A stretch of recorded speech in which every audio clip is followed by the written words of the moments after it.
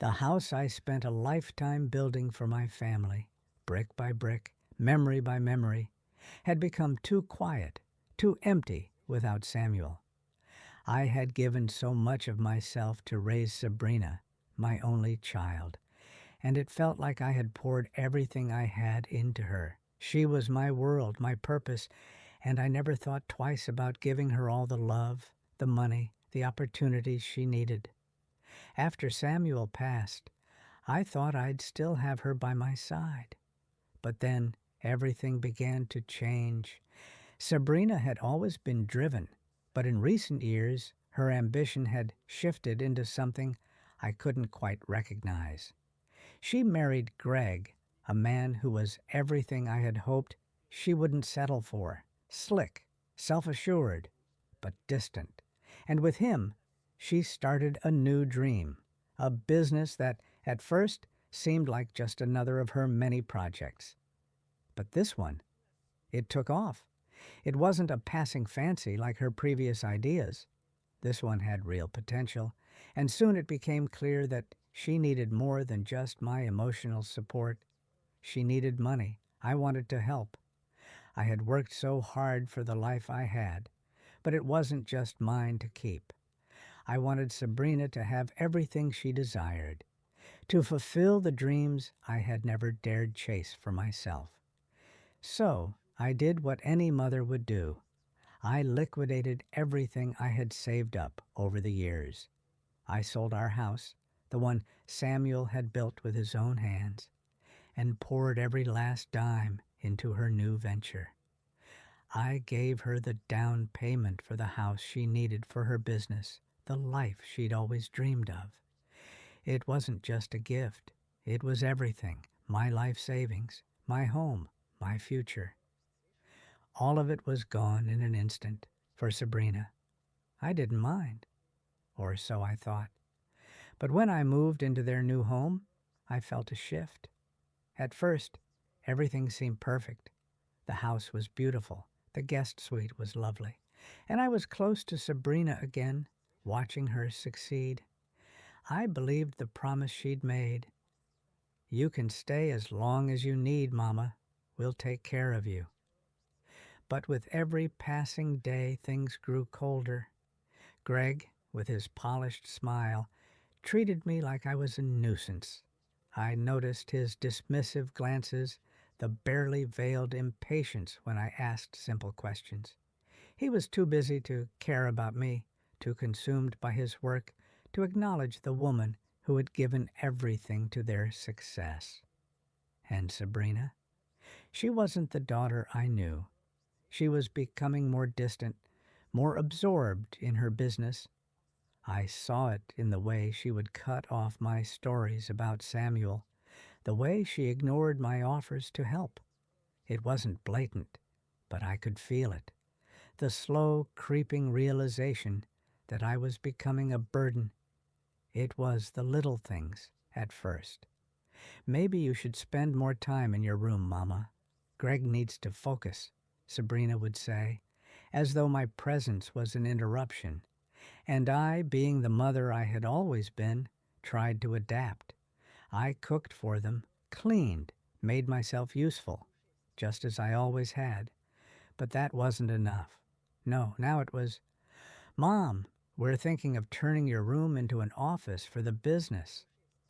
I was being pushed aside, slowly, quietly, but with an intensity I hadn't noticed at first. I told myself it was just a phase, that things would return to normal. But one evening, Sabrina's voice, cold and impersonal, brought it all crashing down. "The guest suite isn't practical anymore. We need the space for work. You'll be fine in the garage. We'll get you a cot and a heater, just until we figure it out." The words hit me like a slap. The garage. Not just any room in the house, but the very place where things were stored. Old tools, lawnmowers, boxes of memories. And that was where I was supposed to sleep. My heart sank as I realized how far they had pushed me out of their lives, how disposable I had become. "Don't worry, Mama," she said. "It's just temporary." But I knew better. It wasn't temporary. It was permanent. That night, as I lay on the cot in the garage, my body shivering with the cold, I thought about how far I had fallen. From the mother who built her daughter's world to the woman now relegated to a forgotten corner of it. I could still feel the sting of betrayal, and the hurt was sharper than I had ever imagined. Tomorrow I would call a lawyer. Tomorrow I would stop being the invisible mother and start being the woman who had once built a legacy.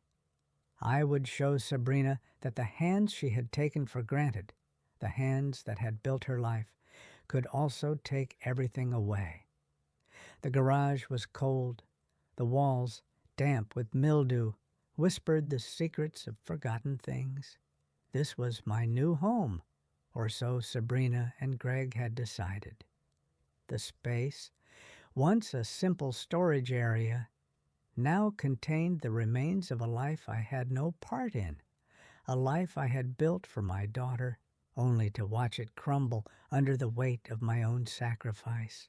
It was hard to believe at first that I had gone from the guest suite to the cold, suffocating space in the garage.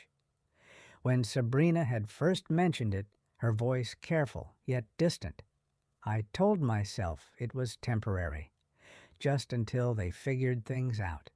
But as the days bled into weeks, the truth settled in like the mildew creeping up the walls.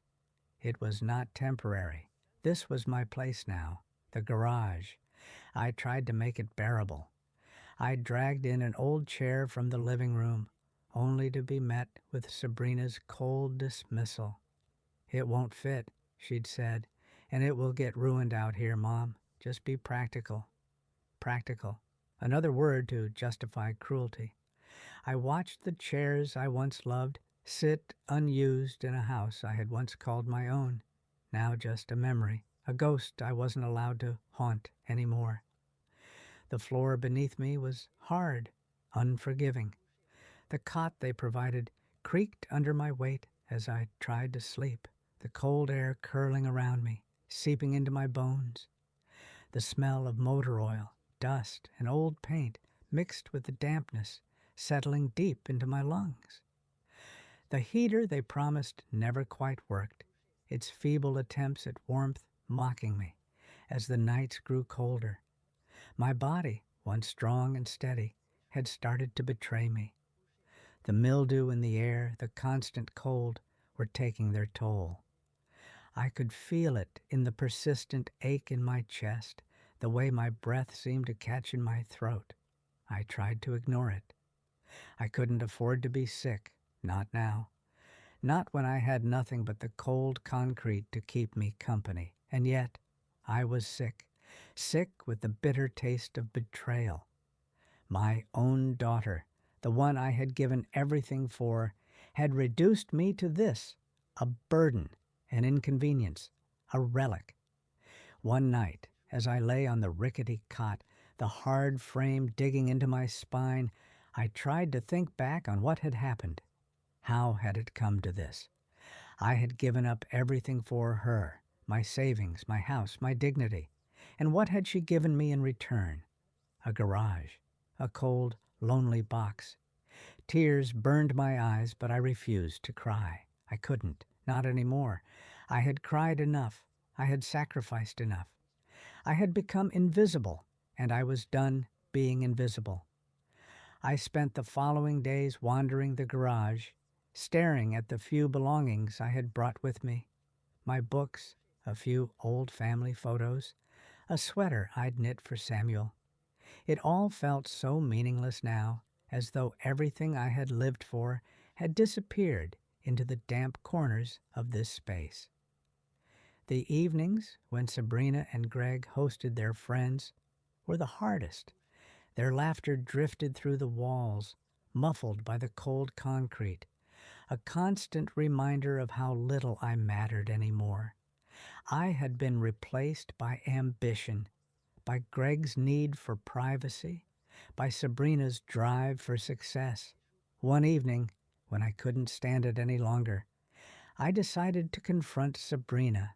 I shuffled across the yard, the cold air biting at my skin, and knocked on the back door.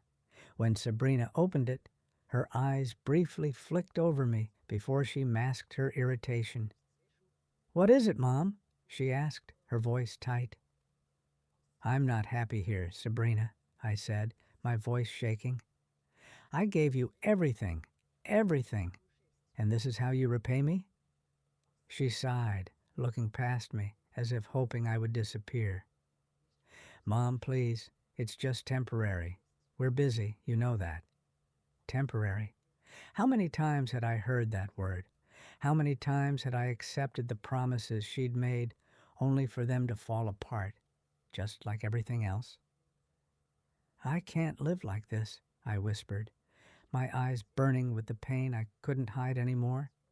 "I am your mother. You used to love me." Her gaze softened for a moment, but only for a second. Then it hardened. "You've got to understand, Mama," she said, her voice colder than ever. "I'm doing this for the future, for all of us. For all of us." The words stung as if she had slapped me across the face. "For all of us," she said, while I slept on a cot in the garage. I couldn't stay there, not with that bitterness choking me. I returned to my cot, alone again.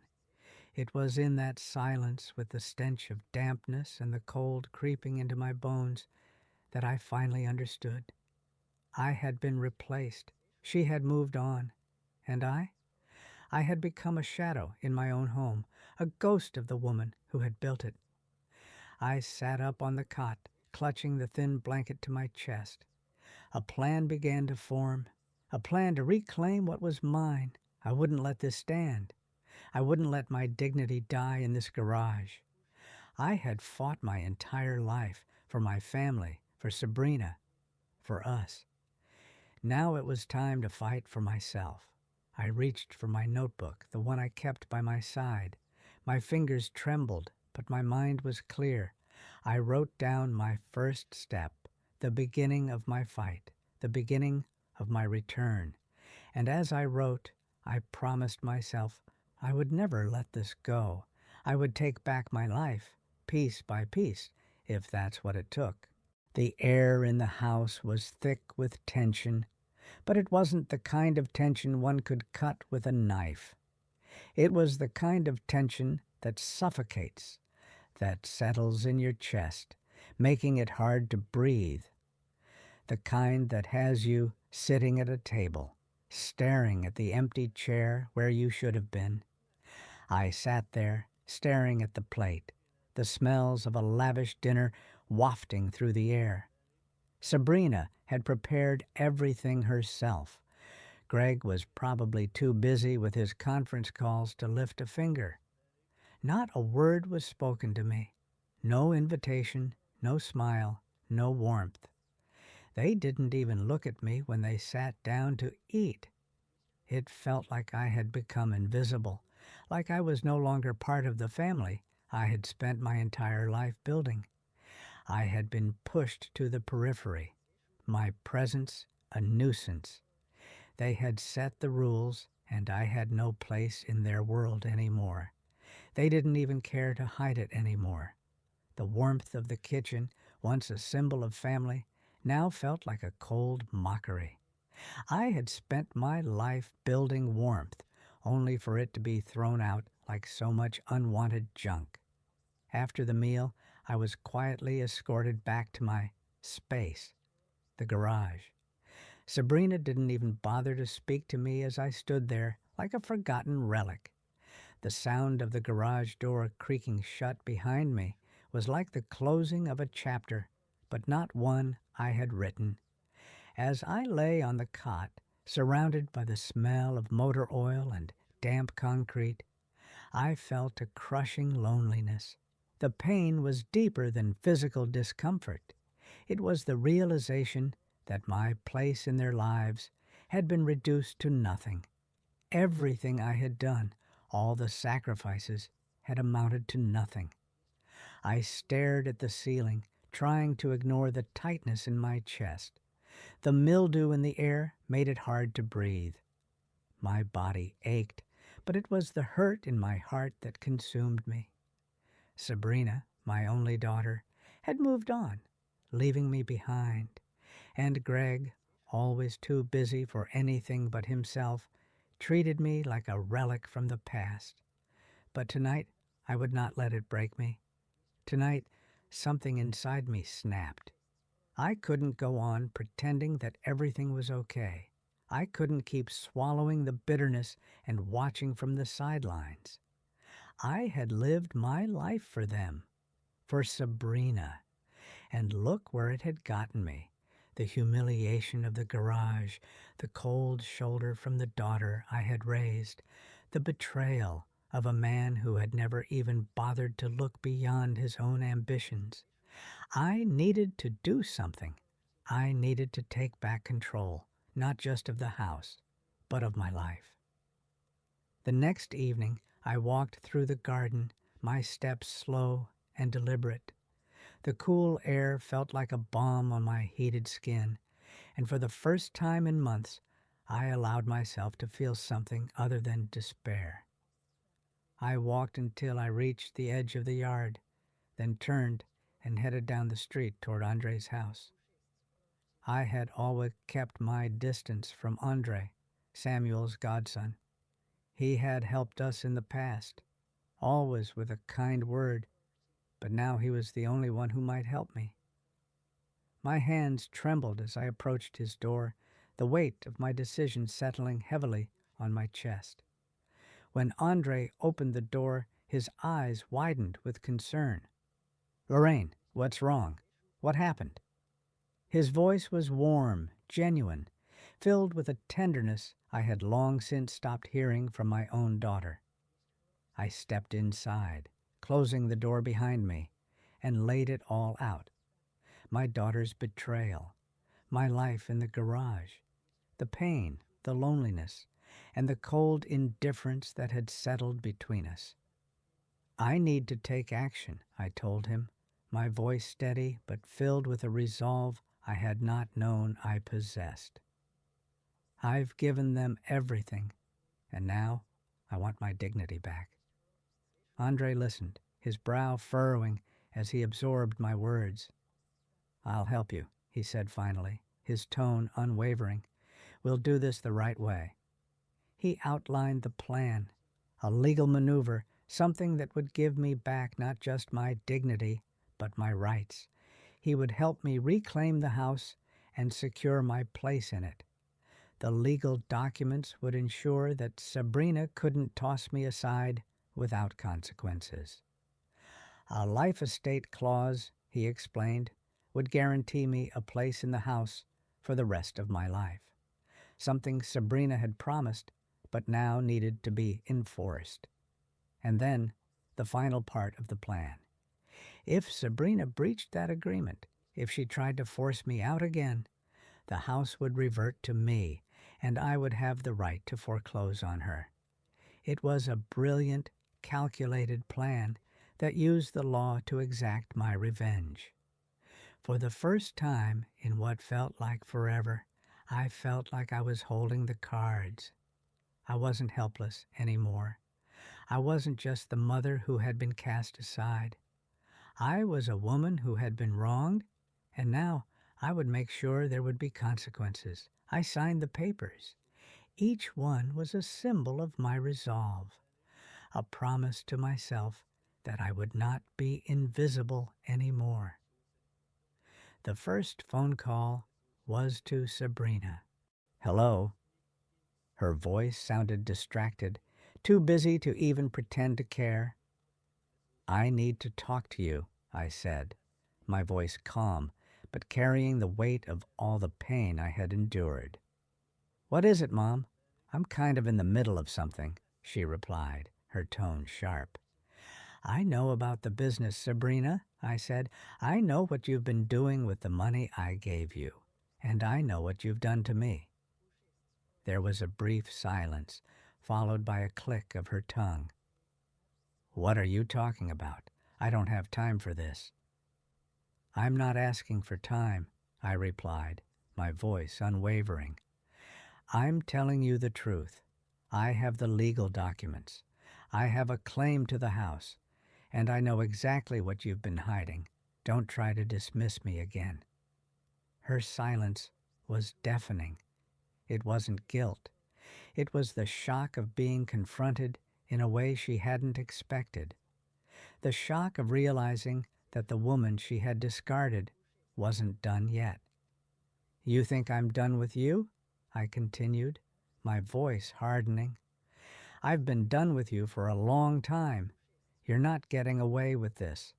You'll see the papers soon enough. And when you do, you'll know that the house, the business, everything you've worked so hard for belongs to me. The phone clicked off, and I knew she wouldn't call back. She didn't have to. I had already taken back control. The papers were signed. The plan was in motion. I sat in the small, dimly lit kitchen, the legal documents scattered across the table in front of me. The words on those papers were my new weapons, my rights, my investments, my dignity, everything I had fought for, everything that had been stolen from me, was now carefully structured to bring Sabrina to her knees. I wasn't about to sit idly by while she reaped the rewards of my sacrifices. I had called Andre earlier, my heart pounding, as I confirmed that everything was ready. He had assured me that the reverse lien was set. The moment Sabrina violated the terms of our agreement, the full value of my investment would be due, and she would have to pay. The clock was ticking. I had also given Andre the green light to move forward with the anonymous reports to the Business Bureau and tax authorities. Sabrina thought she was untouchable, but now she was walking on a tightrope, and I held the scissors. She had no idea that each step she took was tightening the noose around her neck. The next day, I sat in the garage, waiting. The smell of motor oil and mildew still clung to my skin, but the darkness was beginning to fade. I wasn't a victim anymore. I wasn't the old woman hidden away in the shadows. I was the storm, and the storm was coming for her. Sabrina still had no clue what was about to hit her. I picked up the phone and dialed her number. "Hello?" she answered quickly, her voice curt, distracted. "Sabrina," I began, my voice calm but with an edge that cut through the polite distance between us. "I think you should know. I've done some digging. I've learned all about your business practices." There was a brief silence on the other end, a crack in her composed facade. "What are you talking about, Mom? What digging?" Her voice was nervous now, a tone I hadn't heard in years. It felt good. "Don't play games with me," I said, my words deliberate. "I know about the misreporting, the shady numbers, the way you've been using my money. I've activated the lien, Sabrina, and the investigation has already started. You're not getting away with this." I could hear her breathing change, her attempt to compose herself. "You don't know what you're doing. This is all a mistake. Let me fix it, okay?" She pleaded, but there was no conviction in her voice, only panic. I could almost see her trying to control the situation, trying to find a way out of the trap she'd set for herself. "There's nothing to fix. You broke the agreement. Now you'll face the consequences." Her words came faster now, stammering. "Mom, please, this isn't what you think. We can work something out." "No," I cut her off, my voice hard. "You've had your chance. You've treated me like a burden, like I don't matter. But I'm not done, Sabrina. You will pay for what you've done. All those years you took from me, it's time for you to pay me back." I hung up before she could respond, letting the silence stretch between us like a taut rope ready to snap. The next few days were a whirlwind Andre worked tirelessly, filing the necessary paperwork with the Business Bureau and tax authorities. Every document, every report, every phone call was a piece of the puzzle coming together. I could feel the storm brewing, and I was in control. But it was when I saw Sabrina again that I knew the weight of my actions was starting to break her. She arrived at my door one afternoon, her face pale, eyes wide with desperation. "Mom," she said, trying to muster her usual confidence, "let's talk about this. Please, we can fix it. I'll do anything." She looked like a child who had lost her favorite toy, and it was clear she didn't know how to handle what was happening. The power had shifted, and she could feel it, but she was too proud to admit it. "You're not in control anymore," I told her flatly. "You lost that when you decided I wasn't worth your time, your respect. You thought you could ignore me, but you were wrong, and now everything you've built, all of it, is coming apart." Her eyes darted around, avoiding mine, searching for a way to escape the consequences. "Mom, please, I didn't mean to hurt you. I was just trying to build something. Can't you see that?" I let out a quiet laugh, one that didn't carry any warmth. "Oh, I see it, Sabrina. I see it all. You built this life on the back of my sacrifices, on my love, and you thought I wouldn't notice. But now, I'm taking back what's mine." The words hit her harder than I expected. She stood there, trembling, not with the anger I had hoped for, but with the weight of guilt and fear. "Please," she whispered, "you're going to ruin everything." I didn't flinch. "You did that when you decided to leave me in that garage. You ruined everything the moment you thought you could just erase me." I didn't need to say more. She had nothing left to say. The silence between us was deafening. Her world was unraveling, and I had made sure of it. By the end of the week, Sabrina's business was starting to show cracks. Investors began to pull back, and her financial records, once pristine, were now under intense scrutiny. Complaints flooded in from her partners, and her reputation, once polished and perfect, was beginning to tarnish. The house of cards she had built was on the verge of collapse, and there was nothing she could do to stop it. The first sign of her collapse came when she received a letter from the IRS asking for clarification on her business's finances. She hadn't expected this, and neither had I. "Mom, I don't know what's happening. Everything is falling apart," Sabrina said over the phone, her voice breaking. I smiled, but it wasn't out of pity. It was satisfaction. "I told you, Sabrina, you should have never underestimated me." The storm was closing in. The world she had so carefully built was crumbling under the weight of her lies, and I was watching it all unfold. She had made her choices. Now it was time for her to face the consequences. The first victory arrived like a silent storm, quiet but with devastating force. I received the call from Andre with a calm I hadn't expected in my voice. "Your case is moving forward," he said, his words matter of fact. "The financial audits are underway. The authorities have frozen Sabrina's accounts. Her business dealings are under intense scrutiny." For a moment, I let the words settle, the weight of them sinking deep into my chest. This wasn't just about getting back what was mine. This was about something much bigger, justice. Sabrina's carefully constructed empire was beginning to crumble. The business she had built on the foundation of my sacrifice was now under siege, and there was no way she could stop it. The lawyers, the tax officials, the investigators, they were closing in, and I was watching it all unfold from the shadows, quietly savoring every moment of it. As the days passed, Sabrina's facade began to crack. Her once perfectly manicured world started to show the fractures, investors pulling out, partners questioning her financial practices, and customers starting to feel the tremors of a business on the brink of collapse. It wasn't long before she realized she couldn't fight the storm anymore. I had kept my distance.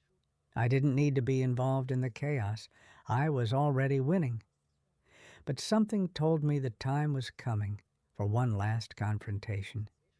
One evening, I was sitting by the window in the quiet comfort of my new life. The sun had set, and the house was still, save for the rustling of the trees outside. I had moved on, finally feeling the relief of freedom, but my mind drifted back to Sabrina. My daughter, the woman who had once been my everything, was now a shadow of herself. The doorbell rang, breaking the stillness. I opened the door to find Sabrina standing there, her face pale, her posture broken. "Mom, I need to talk," she said, her voice trembling with something I couldn't quite place. Regret? Fear? I couldn't tell. I stepped aside, letting her in. I had no intention of making this easy for her. "Sit down," I said quietly, gesturing to the chair across from me. She hesitated before taking a seat, eyes darting nervously around the room. "I know what you've done," I said, my voice calm but firm. "I know about the audits, the investigations. You've been caught, Sabrina." Her face drained of color, but she quickly tried to regain control. "Mom, I'm sorry.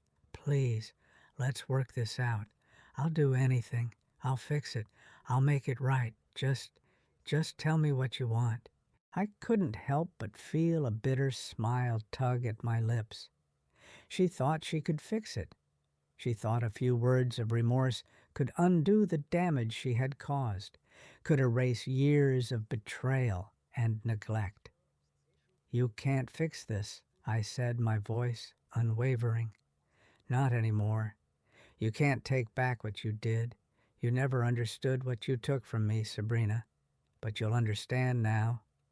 She leaned forward, her eyes desperate. "I'm sorry. I didn't know what else to do. I didn't want to lose everything, but I'm sorry for what I put you through. Please forgive me. Let's start over."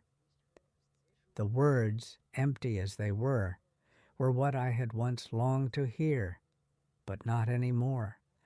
I wasn't the woman who would accept those words as enough, not after everything. "I can't forgive you," I said quietly, the weight of the truth heavy on my shoulders. "You had your chance, Sabrina. You lost me a long time ago. Now you'll face the consequences of your actions. You'll lose everything, and there's nothing I can do to stop it." The look in her eyes, guilt, rage, and helplessness all tangled together, was almost too much to bear. She was broken. The woman who had once been so full of ambition, of pride, was now a shell of her former self, caught in a trap of her own making. "I never wanted to do this," I continued, my voice softer but resolute. "But you made me. You pushed me to the edge, and now I'm taking back what's mine." There was nothing left for me to say, no more room for empty promises or apologies. Sabrina stood, her face red with frustration, and left without another word. The days that followed were filled with the sounds of a collapsing world. I could feel it in the air. Sabrina's empire was crumbling. Her business was falling apart under the weight of her lies, and the pressure from the investigations was suffocating her. Investors were pulling out, her financial records were under scrutiny, and the house of cards she had so carefully built was ready to collapse. I wasn't there to witness it directly, but I could feel it in every phone call, every email from Andre.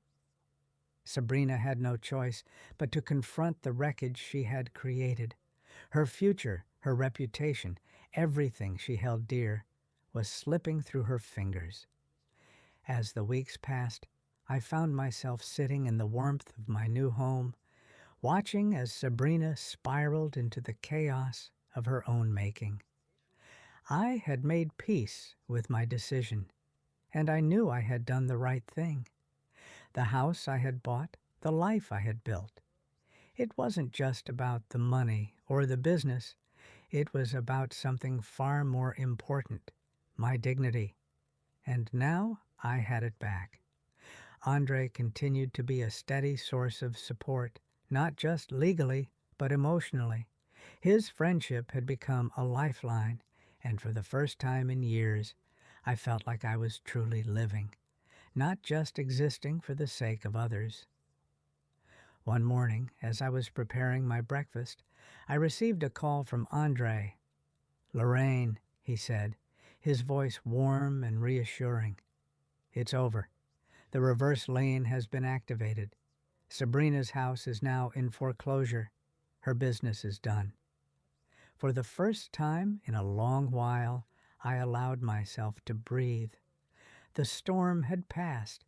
I hung up the phone and stared out the window, watching the morning sun rise over the horizon. It was a new day, a new chapter, and I was free. As I walked into the garden later that day, I realized that for the first time in years, I wasn't living for anyone else. I had reclaimed my life, my dignity, and my peace. I was no longer defined by my past or by my daughter's actions. I was free to create the life I had always deserved. I didn't know what the future held, but for the first time in a long time, I was ready to embrace it. The day the papers arrived was the day Sabrina's empire finally began to crumble. Official notices, letters from creditors, and the cold, hard truth of bankruptcy were all laid out before me, piece by piece. Her business, once polished and thriving, now sat in ruin.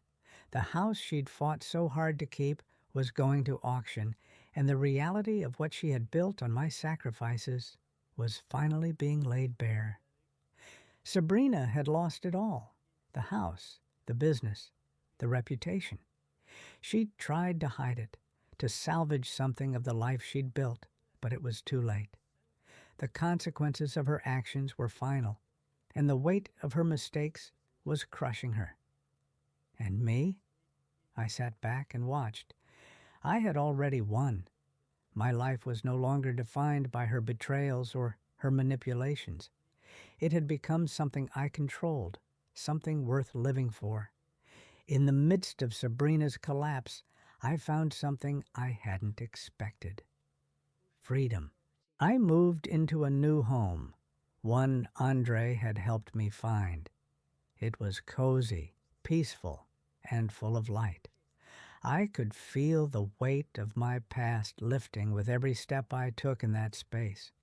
No more mildew, no more cold garage, no more pretending that I mattered less than the life Sabrina had built for herself.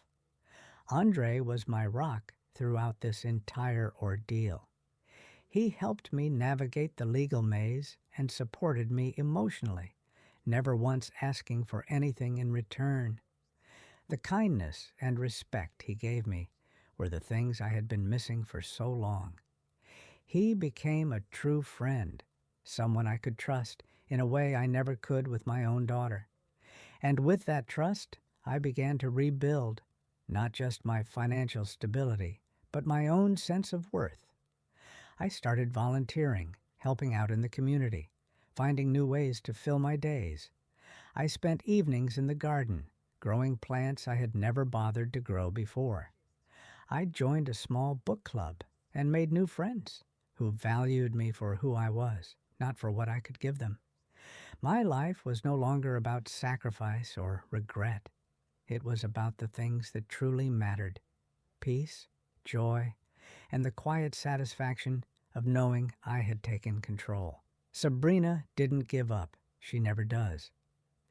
A few weeks after the bankruptcy notices, she came to me, standing at my doorstep, her eyes wide with a mixture of anger and desperation. "I made a mistake, Mom," she said, her voice trembling.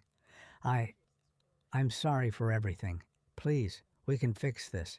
We can start over. I can make it right." She was crying, but I wasn't moved. The tears didn't erase the years of hurt, the way she had discarded me, treated me like I didn't matter.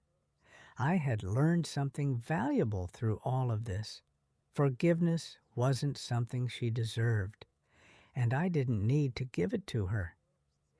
"You made your choice, Sabrina," I said quietly, my voice calm but firm. "And now I'm making mine. I'm not here to fix what's broken. I'm moving on, and I'm done. I won't be part of your mess anymore." Her face crumpled, but I didn't flinch. I didn't need to feel sorry for her. She had made her bed, and now she would lie in it. "You can't just walk away," she pleaded, her voice rising. "You can't leave me like this." But I had already made the decision. "I'm choosing me, Sabrina. You chose your path, and now I'm choosing mine, and that path doesn't have anything to do with you anymore." She stared at me, her tears silent now, but I felt no sorrow for her. This was her consequence. This was her reckoning. And with that, the door closed on our relationship, once and for all. I didn't need her in my life anymore. The woman I had been, who had given so much of herself to others, was gone. The woman I had become was one who valued herself, who knew her worth, and who wasn't afraid to protect it. I went back to my new life, to my peaceful home, and began to realize that this was the start of something far better than I had ever expected. I no longer lived in the shadow of my daughter's ambitions. I wasn't her stepping stone, her pawn, her sacrifice. I was me. I helped Andre with his community projects and even started my own small initiative to help elderly women regain their independence. The joy of knowing I could make a difference, not because I was expected to, but because I wanted to, filled me with a sense of purpose I hadn't felt in years. One evening, I sat on the porch of my new home, watching the sun set over the horizon. It was a picture of peace, still quiet and full of hope. I didn't have to worry anymore. I wasn't afraid of being abandoned or discarded. I had rebuilt my life, and now I was living it on my own terms.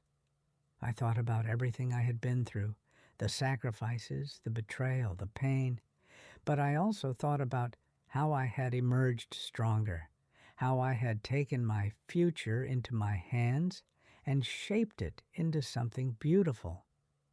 This was my victory. It wasn't just about the money or the legal battle. It was about reclaiming who I was. It was about finding my own voice and finally using it. I wasn't just Lorraine Monroe, the woman who had given up everything for her family. I was Lorraine Monroe, a woman who had found her way back to herself. And this time, no one could take that from me.